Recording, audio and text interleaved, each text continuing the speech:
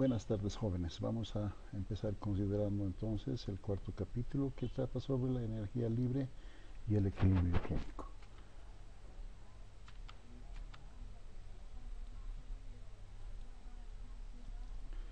Dice que en el anterior capítulo se vio que el objetivo fundamental de Carnot fue la determinación de la eficiencia mecánica de una máquina térmica, introduciendo para ello conceptos muy amplios, de tal manera que su aplicación va más allá de los problemas de la ingeniería térmica, ¿no? Posteriormente, veremos que Clapeyron expande las ideas de Carnot en la ecuación que precisamente lleva su nombre, la ecuación de presión de vapor, ecuación de Clausius-Clapeyron, ¿no? Sigamos leyendo qué dice. La condición de un máximo de entropía como criterio de equilibrio en sistemas aislados de sus alrededores es útil, pero cuando consideramos sistemas que no están aislados, debemos considerar y tomar en cuenta el cambio en entropía del sistema y del medio ambiente, ¿no?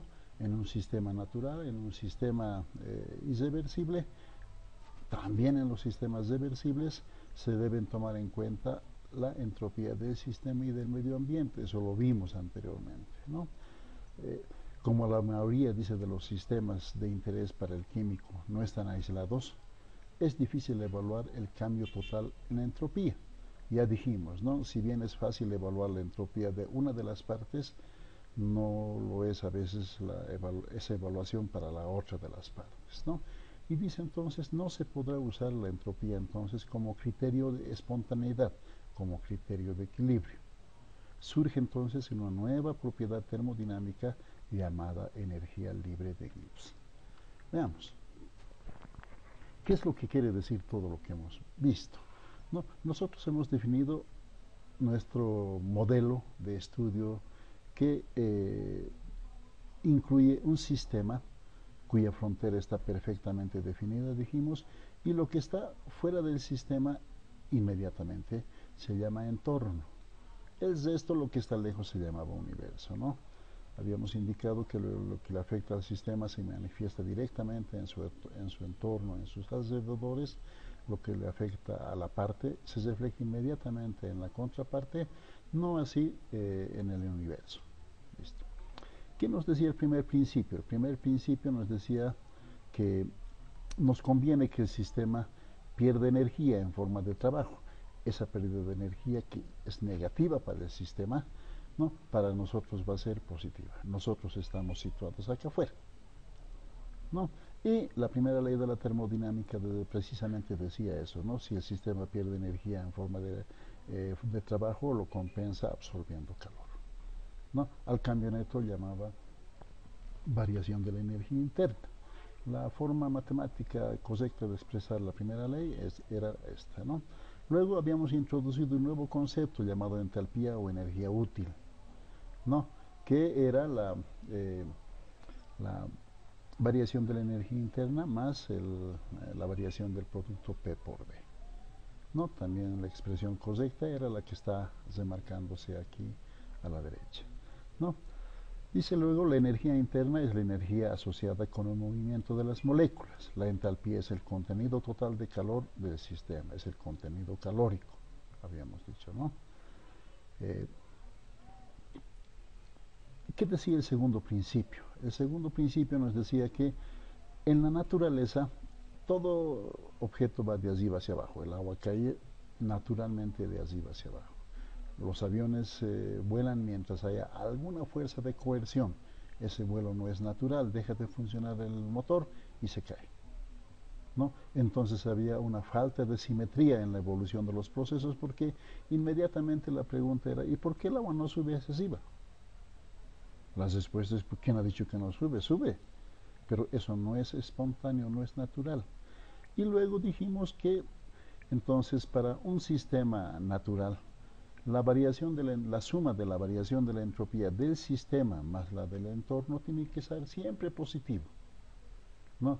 La suma de la entropía de la parte más la suma de la entropía de la contraparte tiene que ser siempre positivo. ¿no? Para un fenómeno natural irreversible.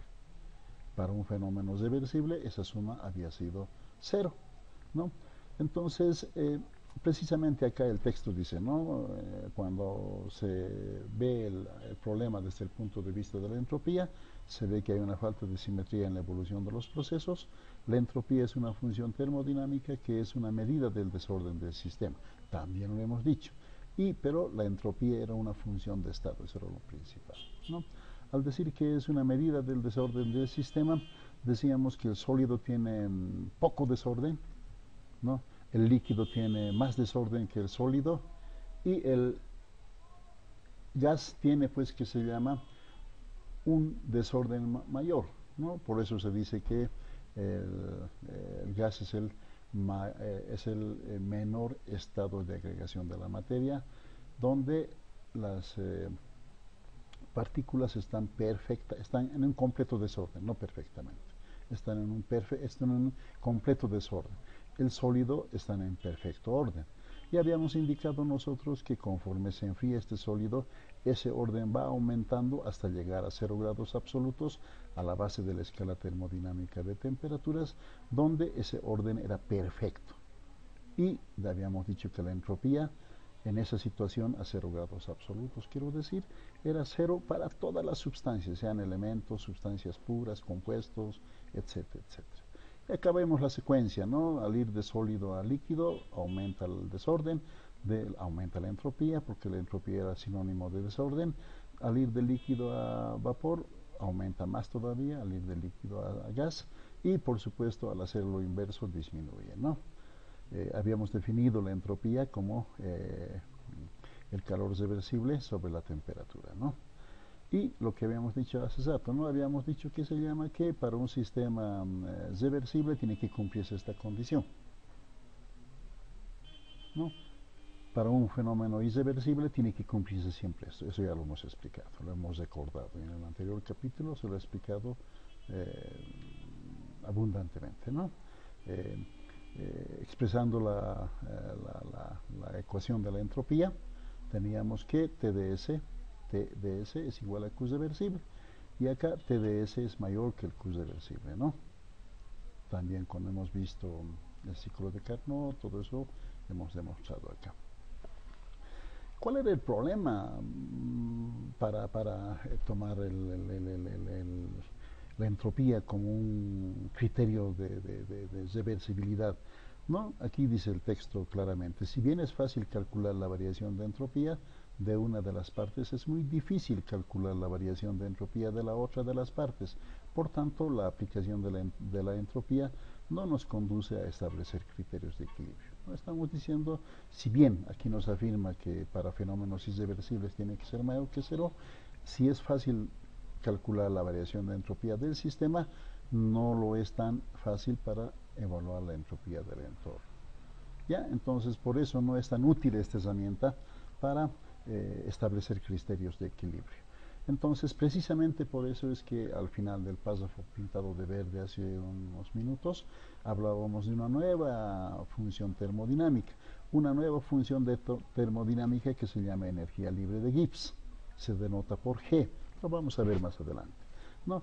Y dice, los científicos al realizar sus investigaciones no pueden realizar sus ensayos de manera improvisada, mezclando distintas sustancias, pues el manejo de estas sin planificación podría poner en riesgo su integridad física y la de los demás. ¿Qué nos está diciendo acá? Que tiene que haber pues necesariamente una planificación, ¿no? Por eso hay el método científico, ¿no? De otra forma tendría que ser todo prueba y error, ¿no? Pero inclusive para llegar a ese extremo de hacer pruebas de acierto o error, también hay que planificarlo, ¿no? Pero por eso está el método científico, para evitar esto. Y el método científico precisamente pide pues ver alternativas, ¿no? Dice, por lo tanto, adquiere especial relevancia predecir si una reacción ocurrirá en algunas condiciones, es decir, determinar la espontaneidad de una reacción. Aquí ya nos está indicando un otro aspecto que dice que aquí nos interesa que una reacción sea espontánea. que cuanto más espontánea sea, mejor. Eso nos está diciendo ya. Entonces, a nosotros nos interesa evaluar eso, la espontaneidad de una reacción. Luego dice, de acuerdo a la segunda ley de la termodinámica, una reacción será espontánea siempre y cuando la entropía del universo aumente, la entropía total sea mayor que cero, por lo que para predecir la espontaneidad de una reacción deberíamos conocer tanto la entropía del sistema como la entropía del entorno. Ya lo dijimos. Sin embargo, esta última a veces es muy difícil de medir. Sin embargo, favorablemente la entropía del entorno, la que es difícil de medir, está relacionada con la entalpía del sistema, lo que fue propuesto por Gibbs, dice, ¿no? Quien introdujo una magnitud denominada energía libre de Gibbs. ¿De acuerdo? Entonces ya está hablando acá y ya estamos indicando cuál es la relación de la energía libre de Gibbs y por qué su importancia. ¿Ya? Dice, esta función de estado se relaciona con la energía útil que posee un sistema para realizar trabajo y determina si una reacción es espontánea en un sentido o en el sentido inverso. Por tanto, la energía libre de Gibbs corresponde a la expresión, su definición, ¿no? G es igual a H menos Ts, una ecuación fundamental que no hay que olvidar. ¿Ya? La definición de la energía libre de Gibbs es H menos Ts. ¿De acuerdo? Por ejemplo, dice, si delta G de una reacción es menos 110 kilojoules, unidades calóricas, es posible obtener 110 de esas unidades calóricas de trabajo útil a partir de la reacción. Por el contrario, si delta G es más 110, habrá que suministrar al menos esa misma cantidad de energía en forma de trabajo para que la reacción tenga lugar. ¿Qué nos está diciendo? Precisamente por eso hemos empezado recordando la definición de la primera ley de la termodinámica, ¿no? Si el sistema pierde energía en forma de trabajo, para el sistema es negativo, para el entorno es positivo. Eso nos está diciendo. Pero ahora se está refiriendo a una energía útil, no a una energía total. Entonces este trabajo será total, le estamos diciendo, ¿no? ¿Para qué complicarnos? Si antes hemos dicho acá, si el sistema pierde energía en forma de trabajo, esa pérdida de energía va a ser beneficioso para nosotros. Ahora, otra vez, pero ya habla de una nueva función termodinámica llamada G. Algún motivo debe haber seguramente, ¿no? No, al igual entonces que la entalpía y la entropía, la energía libre es una función de estado. Por ende, delta G solo depende de la naturaleza de productos y reactivos y de las condiciones bajo las cuales se determina. ¿Qué nos está diciendo? Que al evaluar el delta G de una ecuación química, de una reacción química, representada por una ecuación química, se puede realizar en una etapa o en varias etapas. Eso nos está diciendo, ¿no? Es función de estado. Aunque también es propiedad extensiva, como lo vamos a ver más adelante. Finalmente dice, es posible decir también que delta G es una medida de las fuerzas que dirigen una reacción. Y acá tenemos, ¿no? Tenemos reactivos, productos, el delta G es negativo, dice, ¿no? Y de reactivos a productos, el delta G es positivo. Corresponde cuando el delta G es negativo a una reacción espontánea. Y cuando es positivo, más bien es una reacción forzada. ¿De acuerdo? Por lo tanto, dice, adquiere especial relevancia predecir si una reacción ocurrirá en algunas condiciones, es decir, determinar la espontaneidad de la reacción. ¿No? Creo que eso lo hemos visto, sí, lo hemos visto, estamos repitiendo, ¿no? ¿Ya? Entonces, ¿por qué no nos quedamos ahí? Seguramente lo vamos a ver esto más adelante. Y retornamos ahora a esta lámina que ya estaría explicada. Hablemos entonces, hay una función inicialmente llamada función trabajo o función energía libre de Helmholtz, ¿no? La función trabajo se define, dice, ¿no? Se está definiendo como A, se simboliza por A, y se define por la energía interna menos el producto de la temperatura por la entropía. ¿De acuerdo? Esa es su definición de la función trabajo o energía libre de Helmholtz, no hay que olvidar. A temperatura constante, ¿qué teníamos? ¿No? La variación de la energía interna era igual a Q reversible menos el trabajo. ¿De acuerdo? La definición de la primera ley. ¿No? Luego, expresando la definición de la función trabajo en términos de intervalos, habíamos dicho que es una función de estado. Bueno, es una función de estado. Entonces, delta E va a ser, perdón, acá en esta ecuación, en la de la primera ley de la termodinámica, dice que delta E va a ser T delta S menos W. Cuidado, ¿no? En las láminas blancas hemos dicho que la variación de la entropía era igual a Q sobre T. Entonces simplemente hemos despejado de ahí el calor, ¿no? Entonces de ahí despejamos W con signo negativo porque nos interesa. Va a ser el negativo del trabajo, va a ser a delta E menos T delta S. Entonces dice, menos W es el máximo trabajo que puede realizar el sistema durante el proceso. Menos W es el máximo trabajo que puede realizar el sistema durante el proceso. Ah, caramba, entonces habrá un trabajo, ese trabajo máximo podrá dividirse en algunas partes, ¿no?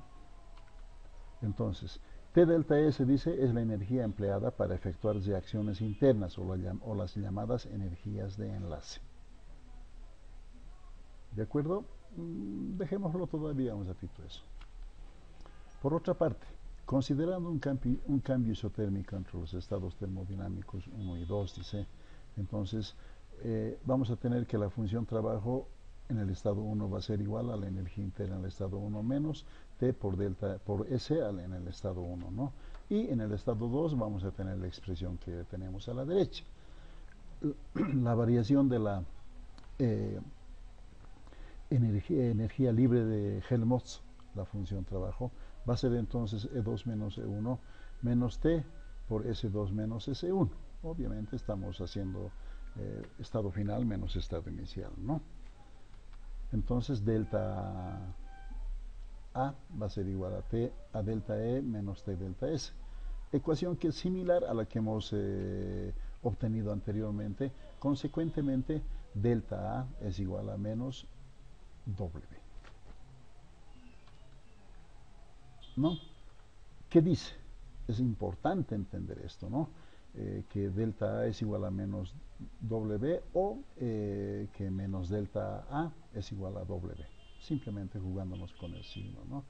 Otra vez, retornamos a la lámina que nos estaba sirviendo de ayuda al principio, ¿no?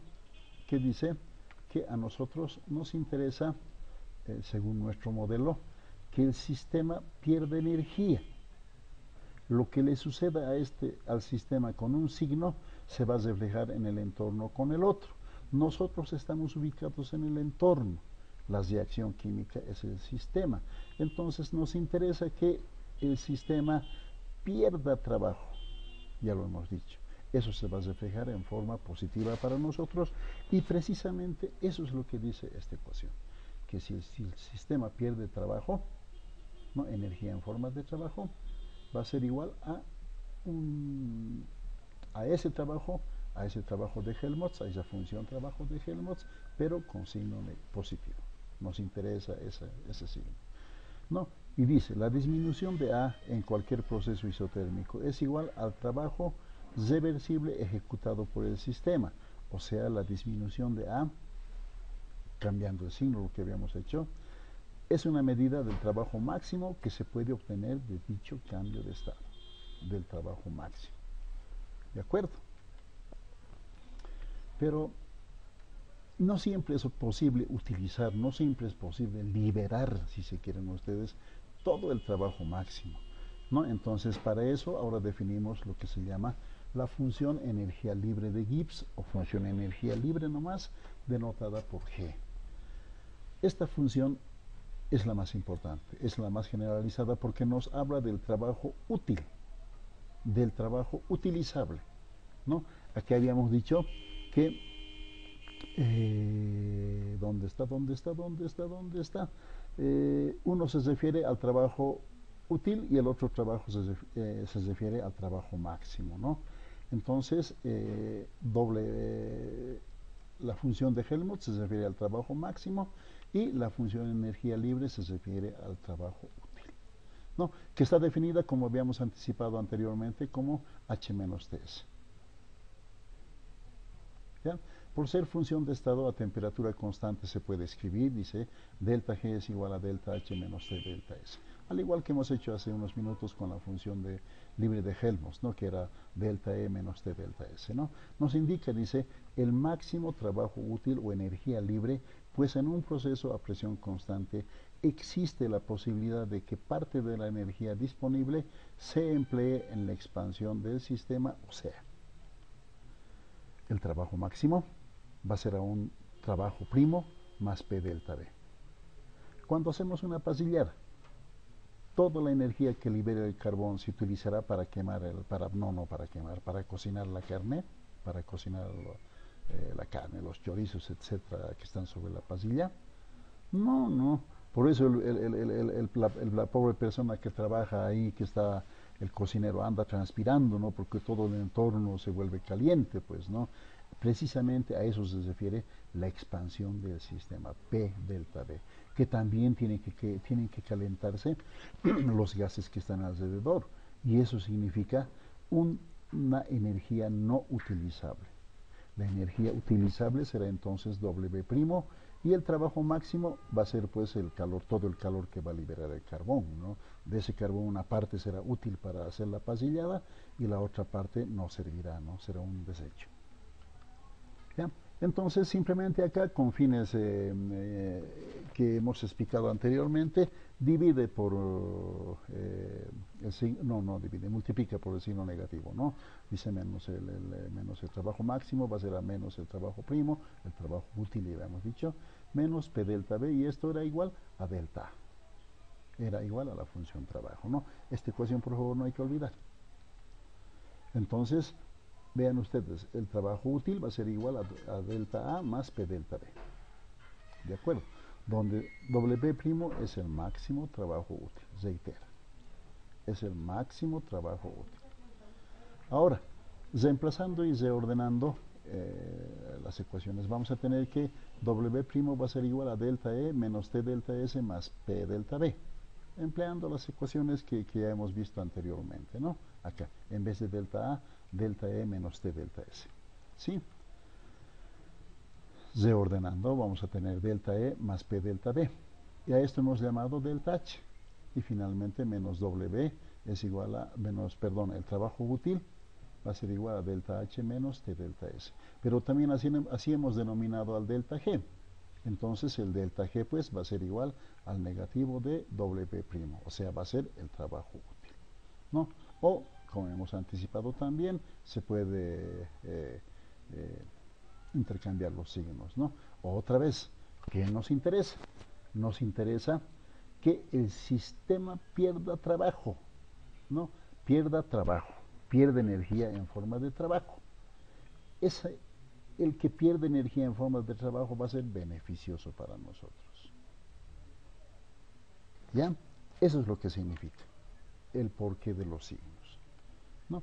Entonces, tanto la función energía libre de Helmholtz como la función energía libre de Gibbs son funciones de estado, además de ser propiedades extensivas. ¿Ya? Comentario. Hay cuatro potenciales termodinámicos principales que se utilizan en la termodinámica de las reacciones químicas. Son la energía interna, ya hemos dicho, la entalpía, la energía libre de Helmholtz y la energía libre de Gibbs. La energía interna es la energía asociada con el movimiento de las moléculas. La entalpía es el contenido total de calor del sistema. La energía libre de Helmholtz es el trabajo útil que se puede obtener del sistema. La energía libre de Gibbs es el trabajo reversible máximo que se puede obtener de un sistema. Reversible máximo.